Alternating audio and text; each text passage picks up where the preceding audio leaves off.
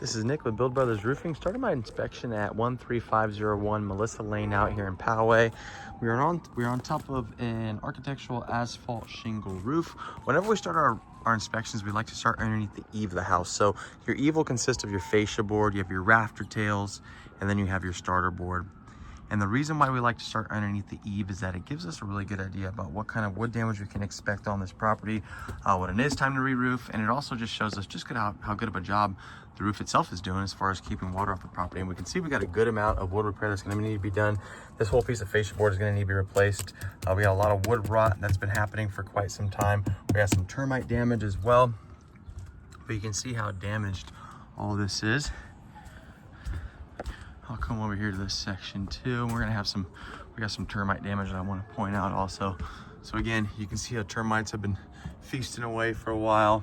And a lot of times that happens because this wood does get soft and wet. Termites really do love that soft, moist wood. So this roof is, I'd say, at least 20 years old or so. I would give it another 5 to 8 years of life expectancy, right? Typical asphalt shingle roofs like this are gonna last around 25 years.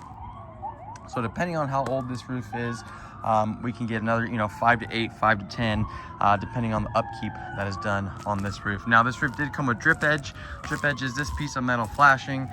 Typically, when I see this metal flashing or this drip edge already installed, it lets me know that the roof isn't more than 25 years old or so. About 20 years ago, it became industry standard to install that drip edge. So that's a good indicator. The other thing is that the amount of granule loss isn't exorbitant on this property so far. And what that means is as these shingles age, the oils on the shingles will start to evaporate. And every time it rains, those granules wash off. And then a lot of times they'll end up in the gutters. So I'll show what I'm talking about. So you can see these gutters are just starting to get filled up with some of these granules, right? So this roof is on the tail end of its life expectancy, but again, it does have some life left in it. Now, I would recommend doing a roof tune-up on this roof just to prolong the life expectancy of it. You can see that the majority of these pipes are missing any kind of sealant around the penetrations. So we want to go ahead and reseal these penetrations, make sure that this roof is going to last a little longer, again, prolonging that life expectancy of it. We've got some areas along the chimney as well where some of these nail heads are beginning to be exposed. As you can see, we want to go ahead and seal off those nail heads just to ensure proper waterproofing for now until it's time to redo the roof. And we've got a little bit of shingle damage over here. This typically looks like the spot where people will hop onto that second story.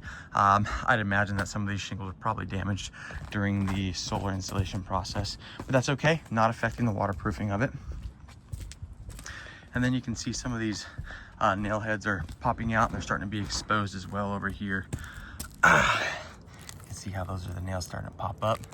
And then we got a couple areas where these nail heads are actually exposed. So we want to go ahead and just kind of reseal those just to make sure that no water is penetrating the roof. Now, there are solar panels on this roof. We got 29 panels that are on this roof. So when it is time to redo it, you are going to be removing and reinstalling. And then keep in mind, we will have some wood repair on this property when it is time to redo it. But as far as the overall condition of the roof goes, again, I say this roof has another 5 to 8 years left in it. Depending on the upkeep, we want to make sure that we're proactive. When we do get some rain that finally comes through San Diego, I want the homeowner to pop their head in the attic, see if they see any wet spots, and if they do, to get a professional out here to check it out. That's it for my inspection.